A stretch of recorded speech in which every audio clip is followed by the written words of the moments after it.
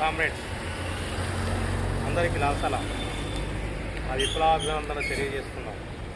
Comrades, మనము ఉదయాన్నే లేచి చలి అనకుండా, ఎండ అనకుండా, వాన అనకుండా, ఎముకలు కొరికే చలిలోనైనా మనం బయలుదేరి ప్రతి ఒక్క కుటుంబాలలో నుంచి ఉన్నటువంటి మురికిని తీసుకొచ్చి, గార్బేజ్ని తీసుకొచ్చి, చెత్తను తీసుకొచ్చి మున్సిపాలిటీలలో ఉన్నటువంటి వ్యక్తులకు ఆరోగ్యకరమైనటువంటి ఆరోగ్యాన్ని అందించడానికి మనము ఎంతో కష్టపడుతున్నాం. ఆ కష్టపడుతున్నటువంటి తరుణంలో కొంతమంది చేస్తున్నటువంటి ఆగడాలు, బ్రతికేవాన్ని బ్రతకనివ్వకుండా చేస్తున్నటువంటి ఆగడాలు, కొంతమంది రాజకీయ నాయకులను అడ్డుపెట్టుకొని చేస్తున్నటువంటి ఆగడాలు తీరి చాలామంది నష్టపోతున్నారు. కొంతమంది లాభపడుతున్నారు, లాభపడిన వారే ఇంకా లాభపడుతున్నారు. కానీ ఇక ముందు ఇలాంటి రాజకీయాలు సాగవని కూడా ఈ సందర్భంగా తెలియజేస్తున్నారు. అదేవిధంగా మనందరినీ కూడా ఇంతకుముందు ఎంతోమంది వచ్చి మభ్యపెట్టడం జరిగింది.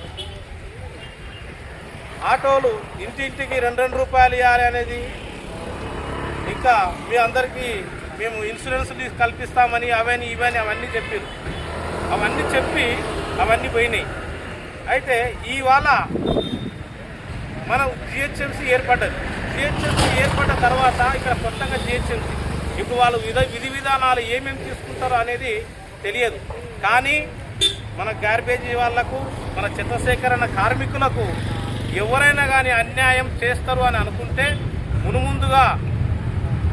మునుముందుగా ఏఐసిటియు, ఏఐటియుసి మునుముందుగా ఉండి ఖచ్చితంగా పోరాడి న్యాయం వైపు ప్రజలను తీసుకెళ్ళి న్యాయం జరిగేటట్టు చేస్తామని సభాముఖంగా తెలియజేస్తున్నాం. ఇంకా మన ఏఐటిసికి ఏదో నిన్న మొన్నటి చరిత్ర కాదు కామ్రేడ్. మన ఏఐటిసి కమ్యూనిస్ట్ పార్టీ కన్నా ముందు, సిపిఐ భారత కమ్యూనిస్ట్ పార్టీ కన్నా ముందు 1926లో ఆవిర్భవించింది. మన ఇండియాలో, మన భారతదేశంలో 20లో ఆవిర్భవించింది. అప్పటి నుంచి ఇప్పటి వరకు అంటే సుమారుగా 100 సంవత్సరాల చరిత్ర దాటిపోయినటువంటి చరిత్ర ఈ యొక్క ఏఐసిటిది, ఈ యొక్క కమ్యూనిస్ట్ పార్టీలది. ఎక్కడ అక్రమం జరిగినా అక్కడ మాకు అక్రమం జరిగింది, అన్యాయం జరిగిందని తెలియపరిస్తే మేము ముందంజలో ఉండి మీ యొక్క సమస్యను తీర్చడానికి మేము ఖచ్చితంగా ముందర ఉంటాం.